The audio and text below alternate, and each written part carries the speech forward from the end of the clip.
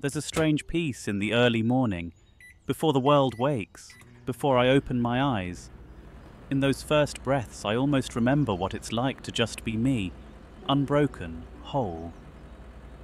But as the day gathers, so do the pieces, and I feel it again. The shift, the subtle presence, a weight I can't quite explain, yet never shake. They're not a stranger, not anymore. At first, I tried to fight them, tried to hold on tight to who I thought I was, but the harder I tried, the more they pushed back, until I could feel them everywhere, an echo in my thoughts, a murmur behind my voice. Now, we live together, side by side, two voices in the same mind, bound to the same skin. I'm careful with mirrors these days. I'll catch my own eyes just for a second, and sometimes there's this look, a flicker, a flash of something that isn't quite me, a hint of someone else, someone waiting. I wonder if anyone else sees it, the subtle shifts, the moments where I lose myself and become someone other. In crowded rooms I feel them most, like a shadow pressing close, watching through my eyes, listening with my ears, but thinking thoughts I can't follow. It's as if I'm the host and they're the guest, yet there are times I wonder if it's the other way around. Who am I really? The one speaking or the one watching? It's a question I can't answer, a line that blurs more each day. There are days when I vanish completely, when I'm there but only in the background, a witness to my own life, drifting in and out. I'll say things I don't mean, do things I wouldn't do, and later I'll wonder where I went, how I let myself slip so far from who I thought I was. Friends and family ask if I'm okay, if there's something wrong, something they can fix. How do I tell them that I'm here and not here, that I'm whole and broken, that I'm a stranger to my own reflection? Some days I play along, I laugh, I smile, I wear the mask they want to see. It's easier than explaining the truth, easier than admitting that sometimes I don't even know who I am. They see the version of me that's calm, composed, but beneath it there's a storm, a quiet chaos of voices and selves, each fighting to be heard, each claiming to be real. I used to think I could control it, that if I tried hard enough I could silence them, push them down until they were nothing more than a distant whisper. But they're resilient, stronger than I expected, and the more I resist, the louder they become, like waves crashing against the shore, relentless and unyielding. They know my weaknesses, my fears, the parts of me I'd rather forget. And sometimes they show me things I don't want to see, memories, thoughts, fragments of a self I don't recognize, yet can't deny.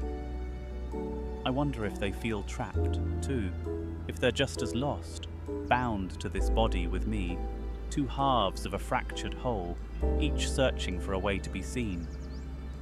Sometimes I think they're afraid, just like I am, afraid of fading, of being forgotten, of disappearing into the silence between us. At night, when the world is quiet, I can feel them more clearly, a presence lingering just at the edge of my thoughts. They're not loud, not angry, just there, waiting, watching. In those moments, I almost want to reach out, to speak to them, to bridge the gap between us, to find some way to understand this life we share.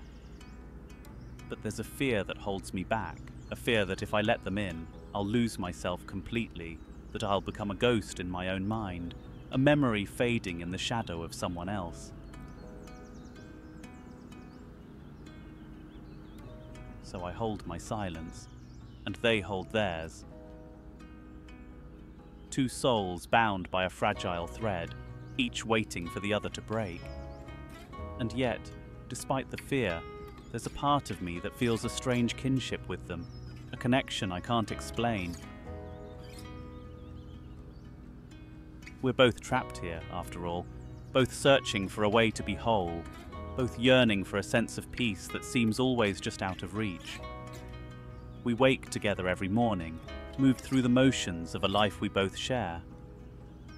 Sometimes I wonder if this is just who we are, two voices in the same mind, each trying to find a place, each hoping for a moment of quiet.